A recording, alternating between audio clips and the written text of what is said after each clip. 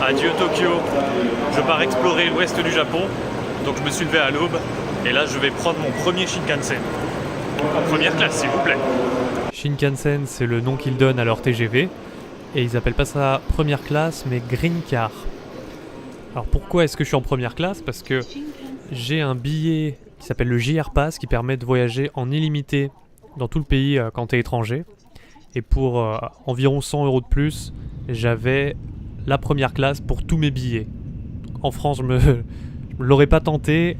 Là, j'avais envie d'essayer. Je passe beaucoup de temps à tester cette tablette qui est cachée dans mon accoudoir droit. Et sinon, c'est assez spacieux. Il y a un système pour mettre ses pieds. On peut bouger l'orientation.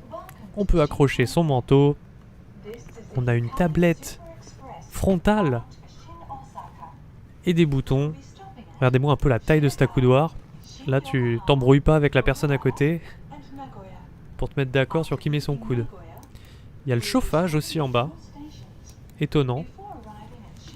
Et un bouton très agréable qui permet de se pencher. Et franchement, ça va loin. Bon, je gênais personne derrière parce qu'il y avait personne. Il y a des prises aussi. Et dans cette première classe, ouais, j'étais surpris par le fait qu'il n'y ait pas grand monde. C'est peut-être l'horaire aussi. Il y a un contrôleur qui est passé qui m'a donné une serviette. Donc c'est un peu comme ce qu'on te donne dans les restaurants avant de manger. Ça permet de t'essuyer les mains. Il y a un hublot qui donne une vue sur la ville. Puis, plus on s'éloigne, plus il y a de la végétation. Et on voit carrément les montagnes au loin. Stylé. Donc quand tu quittes enfin Tokyo après une dizaine de jours, ça fait plaisir de voir des paysages un peu différents. Rien que pour ça, le train normalement je dors, mais là je regardais. Alors regardez, il y a même de la neige sur les montagnes. Non, c'est chouette. Ça rappelle un peu des décors d'animé. Donc là je sors. Je vais prendre un autre train et regardez.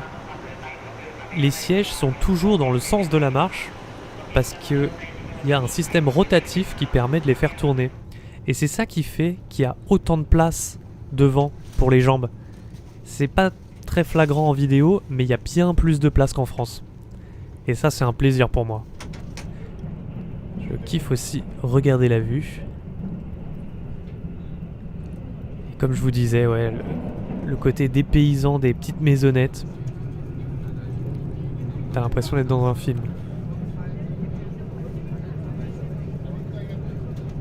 Quand je suis retourné dans un TGV en France, bon déjà j'avais les genoux qui touchaient le siège d'en face. Mais ouais, il n'y avait pas des paysages chouettes pareils. Je trouve que c'est souvent beaucoup de champs plats dans la plupart des endroits en France où tu prends les TGV. Mais donc là je suis sorti et c'était une ville au bord de la mer. Et c'était trop cool. C'est pas là où je voulais vraiment m'arrêter. Mais en attendant mon bus, je me perdais dans les ruelles qui avaient trop de charme. Est-ce que je vais à gauche? Non, on va continuer tout droit. Qu'y a-t-il au bout?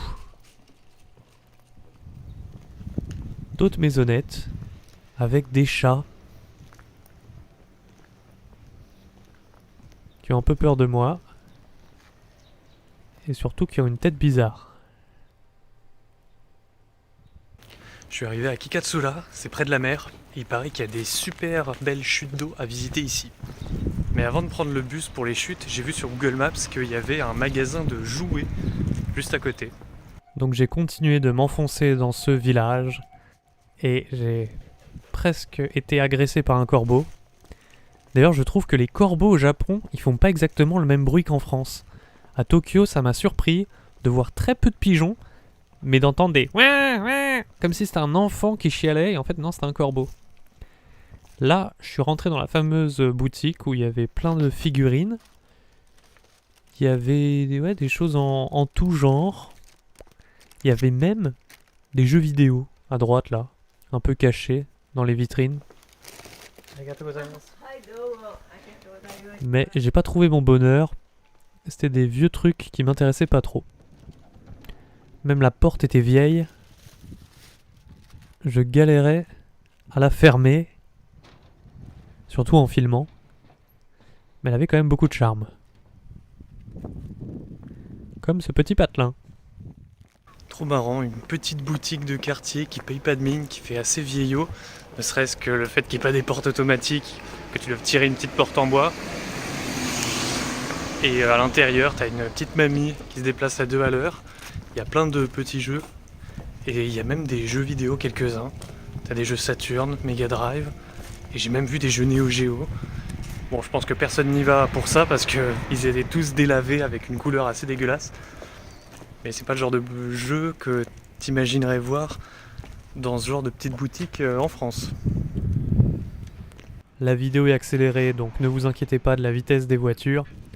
Je suis allé me rapprocher un peu de l'eau pour voir le joli port. Avec l'eau bien bleue. Non, c'était cool. Mais il fallait que je retourne prendre mon bus.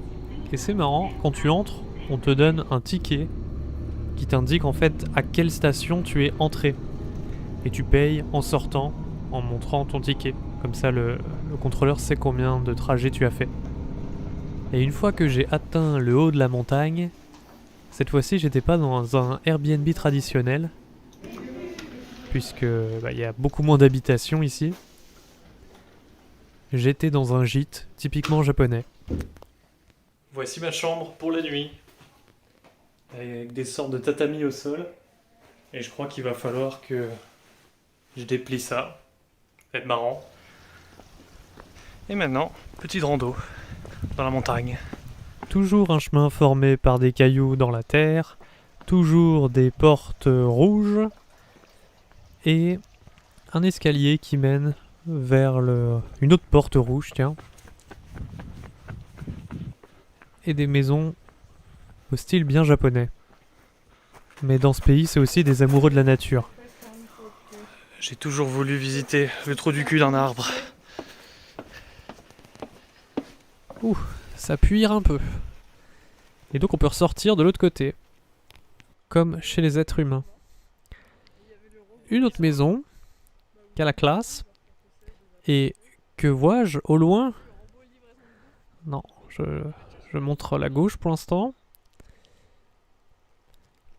Mais au loin là. C'est une cascade. Mais Balek, c'est l'heure de manger un repas traditionnel.